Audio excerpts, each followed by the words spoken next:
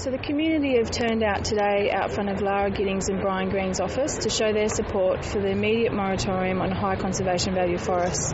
We want the moratorium on the 15th of March to be implemented on all high conservation value forests across Tasmania, and the community is saying today Tasmania can't wait for their forests to be protected. And what if it looks unlikely that that's going to happen on the 15th, so what's your next course of action if it doesn't happen? Huon Valley Environment Centre will be very disappointed that the promises aren't kept, that the Huon Valley Environment Centre will be continuing to campaign around these high conservation value forests and bringing attention to the fact that it's the legacy of the Lara Giddings and Brian Green as every forest falls and as every wildlife habitat is lost, that it's their legacy for future generations that these forests will be falling.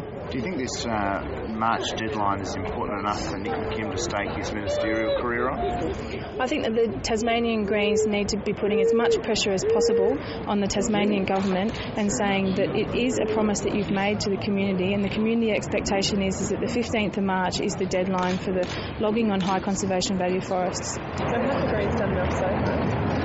The Greens can always be doing more, just like the community can always be doing more, to be pressuring Lara Giddings and Brian Green to stand up for Tasmania's forests and protect them immediately. The Greens have written Brian Green a letter, but what else could they do? I mean, they're in a very privileged position as far as political leverage goes. The Greens can be using every single political leverage and political pressure that they can be to be saying to Brian Green and to Lara Giddings to stop supporting the forest industry and to start making true on their promises to protect Tasmania's forests and put a moratorium on them by the 15th of March. Should this be an issue that's, I guess, the deal breaker in the minority government? So would you like to see Greens, if they can't get the support of the government, pull out on the agreement? It's definitely the expectation of the community, not only in Tasmania but around the world, that Tasmania moves forward on the forest debate. And moving forward is being able to negotiate in a realm where there is not forest falling and where there is not business as usual. The Tasmanian Greens, the Australian Greens, all the environment movements and the community abroad can be asking Lara Giddings that your premiership relies on protecting these Tasmania's forests. The part of the not going to business as usual though is also an end to protests, and environment groups have actually been disrupting logging operations in the past couple of weeks. Surely that's part of the peace deal as well, that you pull out protests as well?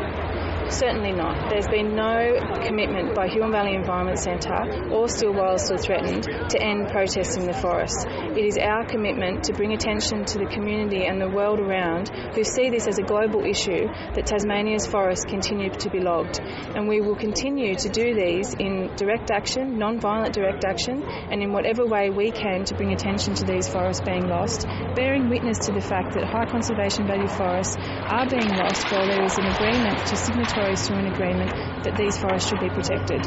Will you, sorry? Is the point of contention still determining what constitutes high conservation value of forests? Would it be more beneficial in the long run to just slow the process down and actually get regional agreement? So there is agreement by the signatories as to the moratorium being met on all high conservation value forests. The signatories have agreed that the environmental organisations determine what high conservation value forests are. We're talking about the Weld Valley, the Middle Huon Valley, the Florentine Valley, forests that are old growth, forests that are important for mitigating climate change, and forests that have endangered species in them. It is loud and clear from the Huon Valley Environment Centre and the Still Wild Still Threatened perspective. We know what high conservation value forests are, and we need them urgently protected. Aren't you still negotiating that and drawing out the lines on the map with Forestry Tasmania on that part? Forestry Tasmania is aware of what the high conservation value forests are that have been identified by the Huon Valley Environment Centre, but not only by the Huon Valley Environment Centre but by the signatories to the agreement. Forestry Tasmania has had long enough to be acting on all those high conservation value forests and rescheduling out of those forests. What we're seeing in the forests instead, from the blue tier to the middle of the state right down to the far south, is that Forestry Tasmania is opening up new areas of high conservation value forests that they know are old growth forests, and they're continuing to log these forests and put roads into these forests. March 16 comes and goes. Can we expect to see you ramp up protests?